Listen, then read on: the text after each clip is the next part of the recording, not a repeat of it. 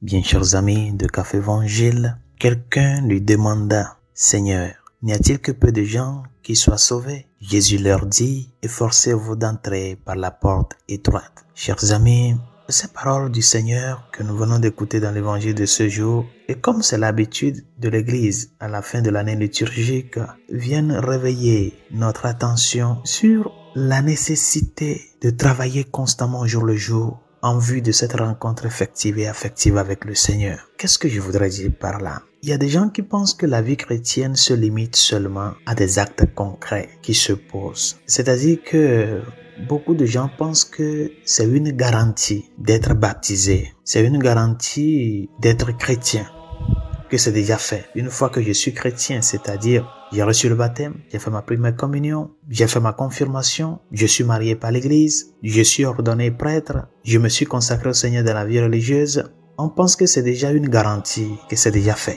On a le ciel dans la main. Et c'est ce que le Seigneur veut nous dire. Ce n'est pas encore la garantie. C'est le chemin qui va t'amener à entrer par la porte étroite. Le fait d'être chrétien, le fait d'être plus proche du Seigneur, en plus d'être un don, c'est un don, chers amis. En plus d'être un don de Dieu, de faire partie de ses plus proches, c'est aussi une responsabilité. Et cette responsabilité nous incombe à nous-mêmes de travailler au jour le jour pour faire un pas de plus vers l'avant. Un pas de plus vers l'avant. Le fait d'avoir connu le Christ ne suffit pas. Il faut marcher avec lui. Il faut passer par les péripéties de la vie. Il faut accepter et embrasser la croix. Pour lui, par lui et en lui. Il faut accepter les humiliations, accepter les chutes et les rechutes, et avoir ce courage de se relever et continuer le chemin. Ne nous attardons pas à penser que serait demain. Commençons à faire le chemin. Maintenons-nous à ses côtés. Parce que ce cheminement a une fin, chers amis. Ça a une fin. Mais le Seigneur ne veut pas nous surprendre.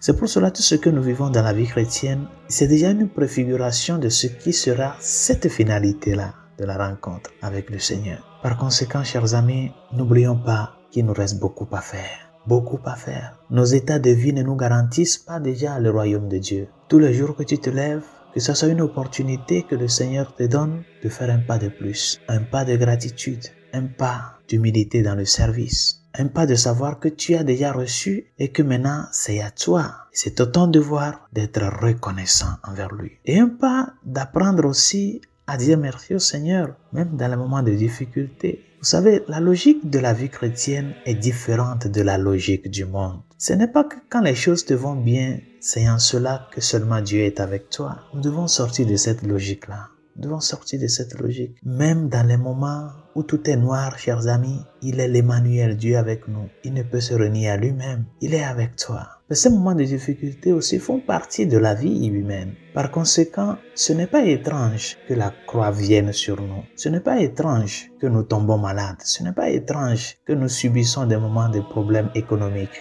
Tout cela, ce n'est pas étrange à la réalité humaine. Mais la différence entre celui qui connaît Dieu, celui qui a la foi en Dieu et celui qui ne l'a pas, c'est que le croyant embrasse tout cela en action de grâce au Seigneur. Seigneur, merci de m'avoir permis de partager aussi ta croix, ta souffrance. Je suis avec toi et j'ai mon espérance en toi. C'est en cela la confiance chrétienne est fondée. Nous ne sommes pas seuls. Et c'est pour cela le Seigneur te dit aujourd'hui, lève-toi, continue la route. Ne t'attarde pas là où tu es tombé pour penser si je peux arriver ou pas. Tu n'es pas seul sur le chemin. Dis-le au Seigneur, je reconnais mes erreurs, mais je suis prêt à continuer la route avec toi. Efforce-toi de passer par ces péripéties. Efforce-toi de lutter tous les jours afin que dans ton courage, dans tes efforts quotidiens, tu puisses être vraiment lumière pour tant d'âmes qui sont autour de toi, pour qu'ils puissent voir en toi cette étincelle-là de ce qu'est connaître Dieu, de ce qu'est suivre le Christ, de ce qu'est le règne de Dieu dans notre vie. Bonne journée, Dieu vous bénisse.